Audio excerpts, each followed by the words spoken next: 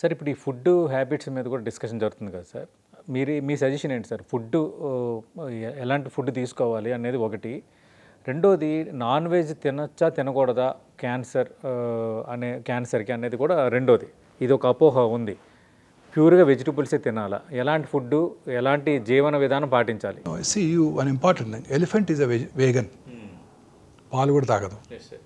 Elephant is a vegan. నేను గత 32 ఏళ్ళుగా వెజిటేరియన్గా ఉంటున్నానండి. 32 ఏళ్ళుగా ఎగ్ కూడా తీసుకోలేదు. ఒక 3 years మధ్యలో వేగన్గా కూడా ఉన్నాను. బట్ కష్టం అయిపోయింది, కొంచెం వెయిట్ బాగా తగ్గిపోయానని I started taking paneer recently. Vegetarian food is adequate for us అండి.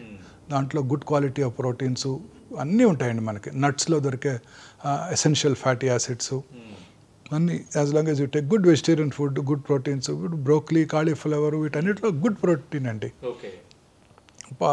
వేగన్ కాకపోతే పన్నీరు, మిల్క్లో చక్కటి ప్రోటీన్ దొరుకుతుంది. తోఫులో చాలా గుడ్ ప్రోటీన్ ఉంటుంది. స్పినాచ్, ఆకుకూరలో ఉండే protein, good quality of protein దొరుకుతుందండి. ఇవన్నీ సరిపోతాయి మనకి. I don't think we need to be non vegetarians to get good protein food. వెజిటేరియన్స్కి ఎడిక్వేట్ ఫుడ్ ఉంటుంది, మంచి హెల్త్ కూడా ఉంటుంది. వెజిటేరియన్ డైట్ తినడం వల్ల అన్ని రకాల సిస్టమ్స్ కూడా బాగా ఇంప్రూవ్ అవుతాయండి. షార్ప్గా ఉంటామని కూడా నేను గట్టిగా నమ్ముతాను. అంటే నాన్ వెజ్ తీసుకోవచ్చా తీసుకోకూడదు సార్? తీసుకోవాల్సిన అవసరం లేదు, but it is left to them. చాలామంది తీసుకుంటూ ఉంటారు. నా పిల్లలు ఎదురు నాన్ వెజ్ తీసుకుంటారు. ఓకే, దానివల్ల ఇదేమీ లేదు, నష్టమేమీ లేదు. బట్ నాన్ వెజ్ చాలామంది అడుగుతుంటారు పేషెంట్స్, వెజిటేరియన్ పేషెంట్స్, నేను గుడ్లు తినాలా అండి ఆపరేషన్ అయిపోయిన తర్వాత రికవర్ అవడానికి, నాన్ వెజ్ తినాలా అండి అని అడుగుతారు. అవసరం లేదు. We get good quality protein in the vegetarian diet also.